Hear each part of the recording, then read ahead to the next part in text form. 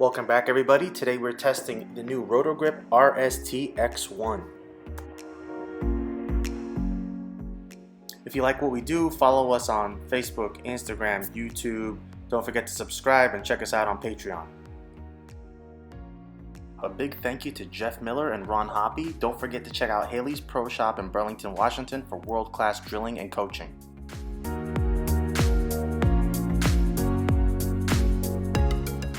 First impressions, Roto Grip is bringing us another big ASIM. The initial feel is this could fill a slot similar to the original Physix, but a bit of a different shape. But is that a good thing? More on that coming soon. Alright, out of the box, the RST X-1 is a strong ball with lots of surface. Probably fits in the strong defined category again, more on that a little later. When a ball is released with this much surface, you know the intention of it. On paper, it has the specs of a core that should be pretty versatile. I actually like when a big ASIM has a little higher RG than typical, but what does that do on lane? First thought is it's on the rounder side of the ASIM spectrum as compared to, say, the Proton Physix, which stands up pretty aggressively. So they start to read at the same time, but a different shape down lane.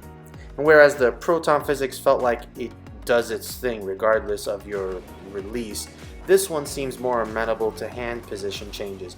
I actually think that makes the RST X-1 more release sensitive. I also thought about how this sits next to the Rubicon. That ball felt very strong and more of a strong ASIM than the specs would suggest. So how do they fit then? This is where the physics discussion comes in. With less surface, I think the RST X-1 will actually be more usable. It's almost like the 2000 grit is not the ideal matchup for what this ball wants to do. And as I mentioned in the Proton Physix review, the original Physix was somewhere in between strong defined and mid defined. And I think with the correct surface, that's where the RST X-1 will fit. So with a little less surface, I think it'll just store a touch more energy, making it shape a little better in terms of supporting carry. It's just a touch too round. And here's a little two-hand view. Again, early days to critique the technique, but I can tell you that because this ball's a little rounder, I had an easier time managing to work with the Roto Grip ball versus the Proton Physix. I actually really enjoyed throwing the RST X-1 as a two-hander. Because it doesn't have as strong of a stand-up nature as the Proton, I had a much easier time getting it to the spot and not overhooking.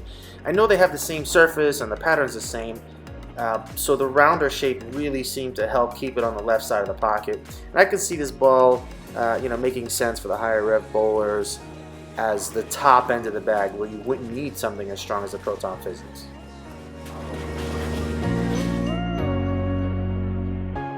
Sean was next, and his ball reaction looked pretty good, but it was a bit of an odd session if I'm being honest. I mean, just watching the ball reaction, you can see how nice the rounded shape looks from the RST X-1. Almost feels like a strong Storm all-road, but therein lies the problem. I mean, he either strikes or leaves a 10-pin, and it was Dutch, like clockwork, throughout the test session. He had a look, again, anywhere between the second and fourth arrow, which was similar with the Proton Physix. And I'll just reiterate, Sean has very good command of this axis rotation and speed, so obviously bowler comes into play, of course. Yet the Proton Physix with a more stand-up nature just seemed to create better drive more consistently. Here again, I feel like a little less surface would allow the RST X-1 to continue a little better. It's almost like the surface overwhelms the strength of the ball, internally. And I can't argue that it needs more volume, as we had no issues getting the Proton Physix to work. But with this particular formula, I do think either more volume, playing more direct, or less surface will probably help it match up better.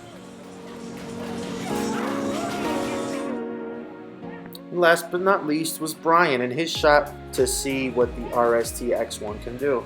And whereas I was a little concerned that Bryan might find this one more tricky, he actually found it easier to use.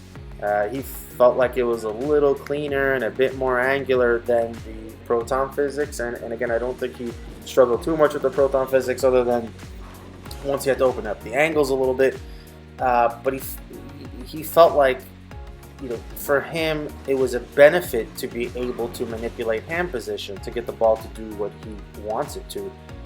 He was about 2-1 right from where he was with the Proton, but Bryan felt fairly comfortable with this ball, and he had a good look.